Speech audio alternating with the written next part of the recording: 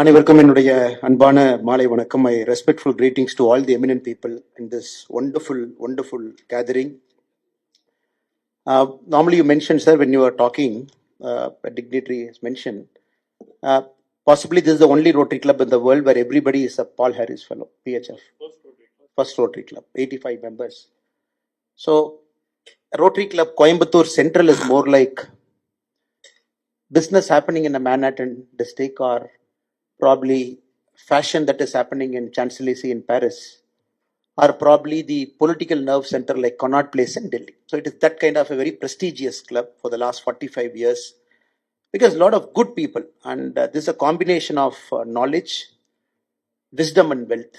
All three combination is very unique, and all the esteemed members who are here, and you have this very unique combination where you are blessed by God to have knowledge, to have wisdom, and also to have wealth that you have decided to put to the service of larger society. And that is why this club is so special, and anybody who's taking over as president and the past outgoing president and all the Rotarians here, I think you all should say maybe a tap on your own shoulders, because all of you are very busy people. You run big companies, you work for big people, but still as your duty to the society, you take time, give yourself back by part of this very noble forum, channelizing all the good money and putting where it needed. I think that is very important, sir. And Rotary, I always keep telling, is also, it's a classic case of leadership. The past outgoing president is very quietly there, like a karma yogi. He has done all the work, and with a sense of not pride, with a sense of dignity, sits there, presents to all of us what they have done. And he has set the bar higher for the next president who's taking over. And the next president, as he sits here, is thinking, how can I raise the bar even more higher before I pass on the baton to the next person? And the leadership is so stable, and everybody knows the next guy who's supposed to come, the team that is there, and zero politics, zero ego in a team. I don't think there is any organization in the world that can, less so politics, that can rival a Rotary Club in terms of a very stable leadership, so that all of our potential is channelized for the greater good. I think that makes the Rotary very special all the time, sir. And some of the esteemed dignitaries who are sitting in the front row are themselves very eminent past Rotarians, past presidents here. And they also have done their work, raise the bar higher. So I'm very sure for our new president who's taking oath today along with his team, Rotarian B, Vijayanand sir, it will be a fantastic time, and a time of growth, time of challenge, and time of raising the bar.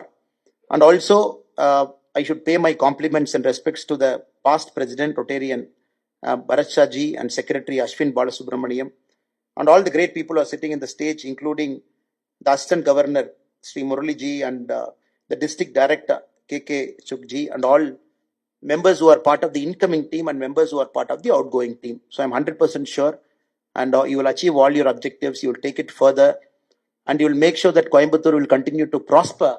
And for people who need it at the appropriate time, you will be there as a beacon of hope and trying to get it done.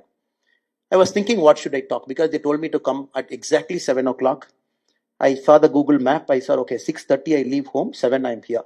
Because I didn't want to come 1 minute early, 1 minute late. But I never thought the traffic buildup is so high. Even when I left at 6:20 from airport, the traffic buildup is so high. I landed here at 7:05. Because it happens with so much discipline, and I'm so sorry that on a day I came about 3-4 minutes late. And with such a discipline you run it, with such a time management you run it, you are a beacon and model of excellence, sir. So I thought today, what is the topic I should take for this evening? Eminent people, as I said, knowledge, wisdom, and wealth, all combined, people are sitting here. I thought in my own way, I'll touch upon the topic called leadership, which is essential for all of us in some way. And that has defined you as a noble person, and all of you are sitting here. And for me, whenever I look at leadership, I look at a lot of traits, personal qualities, personal attributes that make a great leader. And every time my mind, it goes back to, since I'm in politics, it goes back to Abraham Lincoln. And we all know about Lincoln, great man, who ended slavery in US, and who led with a lot of personal challenges to bring a lot of great change to America. But a lot of us don't know, Lincoln is possibly the only great world leader, possibly the head of a state, who decided to have all his rivals inside his cabinet. And for every time we talk about Abraham Lincoln, we use a word called team of rivals. In the 1860 Republican primary, 4 people contested along with Abraham Lincoln to become the Republican nominee for the United States of India president, States of America president. So there was Edward Bates, who was one of his rival. There was Salmon P. Chase, who was one of his rival. There was William Seward, who was one of his rival, and Abraham Lincoln. Or 4 people contested the election, and 3 got eliminated. And Lincoln became the Republican nominee. He beat the Democratic nominee. He became the president. When he took over charge as the president of the United States, he was deciding how his cabinet should be. Normally, you tend to take people from your own party, people whom you know, people whom you are comfortable with. But in this case, Abraham Lincoln decided to call his rival in the primary, Edward Bates. He said, "Can you come and join my cabinet?" And Edward Bates said, "No, I just fought against you in the primary." He said, "It's okay. Please be my attorney general, because this country needs the best of people. It doesn't matter what race, color, creed, or what party we belong to." So his principal rival, he made him attorney general. And Salmon P. Chase, who was again his principal rival, he made him secretary of treasury. And William Seward, who was again his principal rival, he made him secretary of state. This is a very unique cabinet where all the 4 people who contested to that prestigious post, 3 people inculcated into his cabinet. And this makes Lincoln one of the greatest statesmen the world has seen, bringing rivals, using the knowledge and taking it up. That I keep liking with Rotary. That is what when I mentioned initially. It is a test of leadership, because the kind of people whom we bring in, very stable, and everybody knows who is there, everybody knows who is the outgoing, incoming, so that there is a very clear chain of command, and then we only focus on the job to be delivered, we get it done. So this I thought is a huge parallel with respect to how Rotary is functioning. And anybody who's sitting in a position of power, we all tend to make decisions, and many of the time it is a moral decision. You mentioned about a certain budget, where to put that budget. Can it go to rural rejuvenation? Can it go to lakes? Can it go to a government hospital, government school? It is always a moral choice. The person who's sitting in that chair is always forced to take that choice. The second greatest quality I liked with Lincoln is, in 1863, when they tried to pass the 13th Amendment in the United States of America to abolish slavery, and Lincoln did not have votes. He did not have votes to pass the bill. So he bribed the people. He bought over congressmen. He called certain congressmen. He said, "If you vote for this bill, I will give you this to your constituency." And some people were supposedly, they asked for money, they took it. And Steven Spielberg in his movie Lincoln, he very beautifully captures how Lincoln had to take this moral choice every single day, because he had a very clear mission. 13th Amendment has to come, slavery has to get abolished. When the bill got passed, slavery got abolished in the US, one of the greatest senators himself, a person called Thaddeus Stevens, he stood up in the Congress. He said, "The greatest measure of the 19th century, passed by the purest man in America, purely aided and abetted by corruption." So this is the Thaddeus Stevens reference he gave to Abraham Lincoln when the 13th Amendment got passed. So as leaders, we all face this big moral choices when we sit in a chair, try to make things happen. But we are not going to Lincoln's extent in doing our work. But that is a second moral compass that I thought any Rotary leader who comes here, sits here, you face it. And more than anybody else, the person who sits in the chair and the team who comes there, they come with a certain distinction. In this case, the immediate president, the current president, and every single person has achieved something in life. They've gone through a certain process. They have done great things in their own life. Then they come to this chair because they bring a lot of wealth of experience to this. So I'm very sure, sir, you will have a lot of moral choices that you will be facing.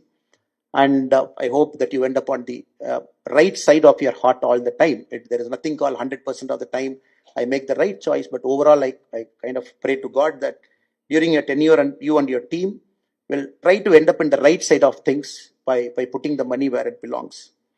And third, right now there is a huge leadership crisis in the world. People keep using this word called VUCA. Normally for leadership, they use this word called VUCA. If you go to management seminar, they say it is volatile, it is uncertain, it is complex, it is ambiguous. They say all 4 are combined, that is leadership.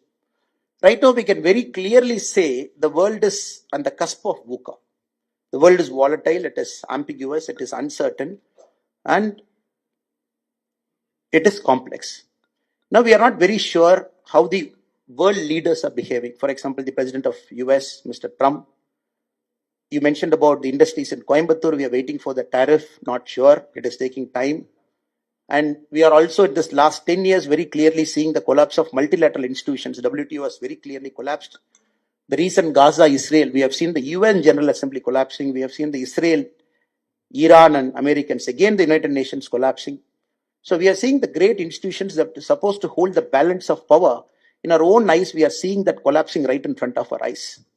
And the great leaders who are supposed to behave like statesmen, countries having power, wealth, knowledge, which were supposed to behave like statesmen are behaving like parochial powers, are just behaving with powers that is willing to take anybody's land. We have seen the recent negotiation that brought the war in Congo, Rwanda, the Gulf of America, the Gulf of Panama, the Greenland, all the issues. So global level, we are at a very uncertain time.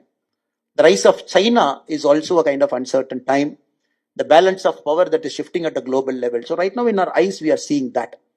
If we come back to the country also, now when we say, where have all the leaders gone? Very simply, we can clearly ask public service why the leaders are not of a certain quality. It's a very rightful question for a taxpayer to ask. We are in that stage and time. When we come to a district at a local council, a provincial level, again we are asking where have all the good leaders gone, leaders with moral compass. So Rotary as an institution, as an organization, as a foundation, it has always given stable leadership to the world, from the big powerful countries to some of the poorest African countries. Rotary has always acted as a shining beacon, despite all the volatility that has surrounded. It has taken some of the biggest issues that is facing humankind. Rotary has done its best to solve it. So in this time, even if you are talking about Rotary Coimbatore, central president who is taking over at the global level also, we are at a serious crisis for leadership. And we are also looking at institution like International Monetary Fund that is on the verge of collapse. We are looking at 1944 agreement, which brought dollar as a preeminent global reserve system. That is on the verge of collapse with the bitcoins, cryptocurrency, everything that is there. We are also looking at a world that is divided between haves and have-nots, where countries having technology have become the haves, country not having the technology have become the have-nots. We are seeing a new kind of dynamics in the global world, where countries cornering certain resources are supposed to be the best in the world in terms of shaping up the next 50 years of developmental journey. As we look now, countries like China and US have taken the lead very clearly in artificial intelligence, in the rare earth minerals. They have taken hold of what is happening. If you look at China per se, the known rare earth minerals find, China has got 69%, US is at 12.3%. Again, if you look at the processing capacity of the rare earth minerals, China is at 92%, US is at 4%. If you look at the artificial intelligence capacity, the global China has got 47% of the global scholars, 50% of the patents that is filed in AI in the last 4 years. So very clearly, we are seeing a global power shift between two countries. So in this time and age, our students need role models. Our students need good leaders whom they can see in schools. Students whom they can see good leaders in colleges, who will inspire them to become better citizens. Give whatever the society has given them, give it back. Whatever they choose to do it in life. But you mentioned a word called service before self. That discipline has to come to a student who's in a school right now so that he becomes a better leader 20 years from now. So right now the world is short of role models, and all of the students, many people in the college are looking forward to good leaders. So there I personally believe good leaders at the local level, at the Rotary level, good leaders at the civic institutions level. A lot of great leaders are sitting in the many rows here, and some of the great leaders at the civic institutions level. So they have to act as great role models for school, college students so that they can aspire to be leaders like them in the future. They can connect somebody to this attribute. Saying this word called service before self is very easy, but connecting a person service before self is very tough. So there I am very sure many of our students can connect to all the great people who are sitting in this room here. So that is why my humble submission to all the Rotary people here is, you should visit more schools, give a lot of lectures to students, expose them to activities of Rotary, expose them to leaders inside Rotary, including the kind of quality of membership that is inside Rotary, so that they get an opportunity to talk to the titans of the industry, some of the civic institution leaders, some of the people who run the greatest of NGOs, so that they get to see. Normally leaders, we equate, okay, politics is leader. Leaders, we equate it to some businessman as leader. But the world is shifting, the world is changing. The world is short of quality leaders. The current generation, if they are not exposed to quality leaders 20 years, 25 years from now, possibly we will look at America where it is now, multiplied by 2 times.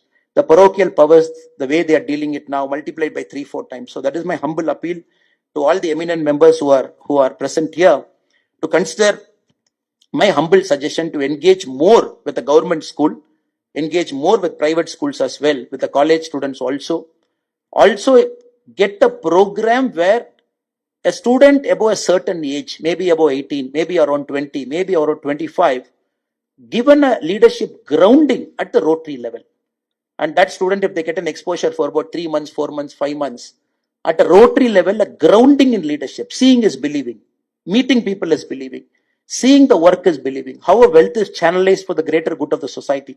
If they get an idea what is happening, at least opening our inner workings to those kind of people at that age, impressionable age where mind easily forms and mind easily deforms, I think that is also one of the greatest contribution Rotary can do for the world, because I'm making this point for a fact that the world is short of quality leaders. Political leaders are political leaders, because end of the day, politics happen. And any leader who is introduced to a school, moment he or she is from politics, there is a certain segment who might like that leader, a certain segment who might not like that leader.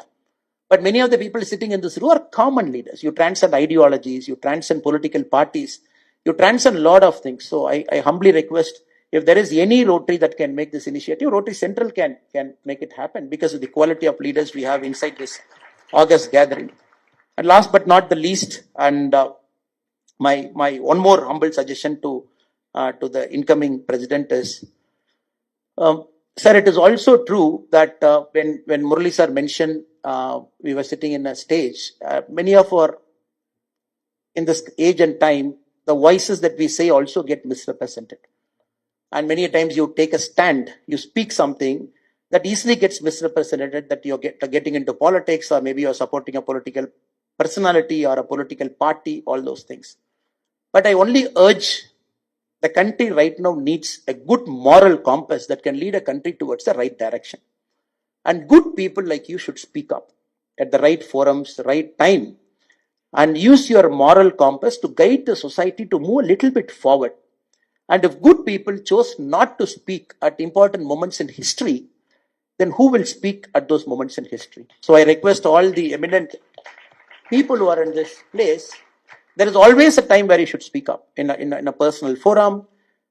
It might be politics, might not be politics. It could be something you like, something you don't like. But the moral compass that you bring to the table, it will again bring back the discussion, evaluate leaders in the society level, evaluate people at the society level. This is something which I wanted to say this personally, because I keep talking this everywhere, that good people, when they chose not to speak, then who will speak for the society?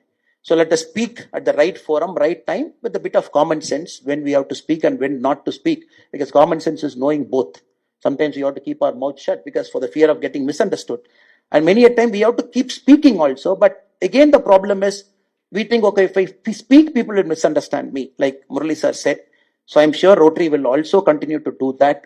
Take civic issues. If there is a Coimbatore infra problem, whichever political party, be it the ruling party, be it the opposition party, be it the central party, and you should have a forum to criticize, challenge us. I think that is very important. And political leaders also have that maturity to understand, because you are the people who can give feedback. I know Rotary doesn't get into that, but this is a forum where a lot of industrialists, a lot of associations are present. So be critical, there is nothing wrong. Be appreciative, there is nothing wrong. Be argumentative, there is nothing wrong. Only when people speak up, the feedback loop gets activated. Unfortunately, in our country, the social feedback loop is so poor because of the political attack that people do on us, or the political pressures that we go through. Some of the social feedback we as a democracy have lost. That is one problem. When compared to an American democracy, the Indian democracy, we don't have a social feedback loop. I'm sure that you will consider at different forums. Whatever it is you speak, when the MSME is in crisis, please speak, please make your point. When good or bad is happening, please make your point. When you think any improvements have to happen, please make your point. I think when you start doing it, the social feedback loop will start coming back into democracy. So the leaders who are in power will start listening to common people like us, so that they know that they are accountable, not once in 5 years, but every single day during the time they are in power. So let us do this for opposition, ruling, central party, state party, so that it becomes more accountable, and then the society progresses. We can't put too much burden on the Rotary. I can ask a simple question, even after 45 years, even after 55 years, even after 60 years, why Rotary is still supposed to get into schools, build toilets? Why Rotary is still supposed to get into schools, give clean water? For me, it is very easy to ask standing from this side. Since the government is inefficient, we are putting so much burden on Rotary when ideally these resources should be put for a better use somewhere in the community. But still, some side the service delivery is so poor, we are still putting on Rotary to deliver. That is also, I believe, is a sin. Because this Rotary is an organization, I completely believe you got to go multiple steps ahead to create a new society, an ordered society, so that people feel inspired that living in that society.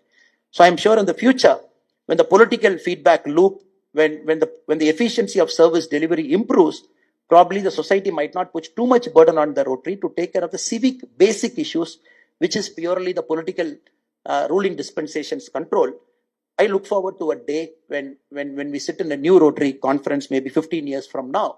The thing that we talk would be about promoting a new age ecosystem, promoting a new age entrepreneurship, promoting something different. I look forward to that day in Rotary.